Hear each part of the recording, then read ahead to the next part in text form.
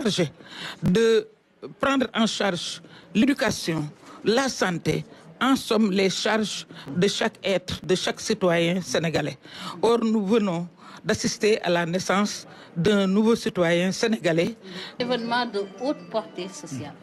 Absolument, je pense que c'est un événement et vous tous, ce que je remarque, c'est que pour le bébé de l'an, vous ne lésinez pas sur les moyens pour aller dans les plus...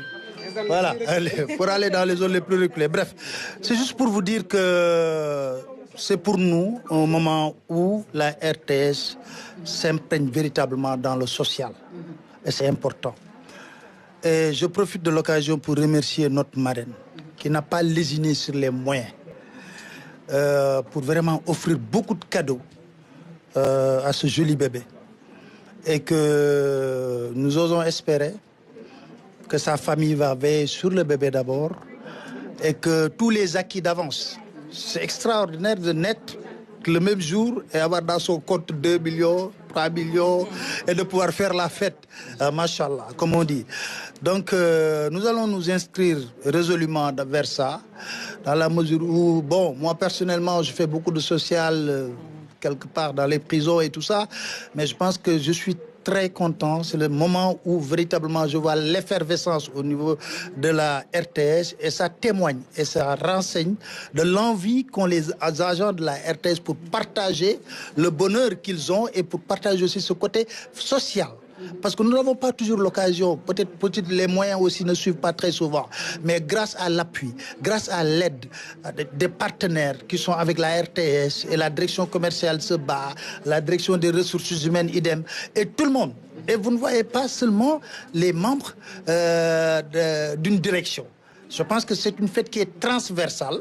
Moi, la première fois que j'ai assisté à ça à la RTS, je disais, mais qu'est-ce qui se passe à la RTS? J'ai comme l'impression que le moment s'arrête pour le bébé de l'an.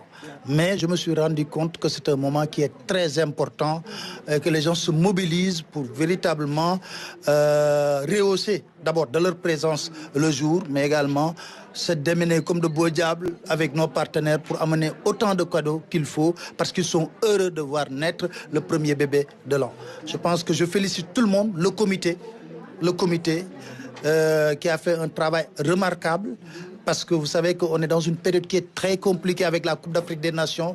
N'empêche, Fatou Djoumela, elle ne m'a jamais lâché. Elle m'a jamais lâché. Chaque matin, elle est dans mon bureau pour me dire, mais déjà, il faut qu'on se batte pour le bébé de là. On sait que c'est compliqué. Et Dieu merci également. Quand on a porté notre choix sur Aïda Mbodj, docteur Aïda Mbodj, vraiment, elle nous a facilité l'affaire. Et quand j'ai dit à Fatou, je connais tellement notre chère maman Aïda Mbodj que elle va faire des choses exceptionnelles. Aujourd'hui, elle a mis la barre très haute. Maintenant, l'année dernière, on a vu, mais aujourd'hui, la barre est très haute. On espère que l'année prochaine, également, on aura... Pourquoi pas? Non, pourquoi pas un parrain? Parce que je me pose la question. Parce que je l'ai dit, j'ai hésité. Pourquoi pas? Voilà, déjà, pourquoi pas un parrain pour éventuellement, bon, nous aussi, non. Relever le défi, parce que ça c'est un défi. Relever le défi. On pourra relever le défi, parce que vous savez quoi? C'est-à-dire que le Sénégalais est d'abord social.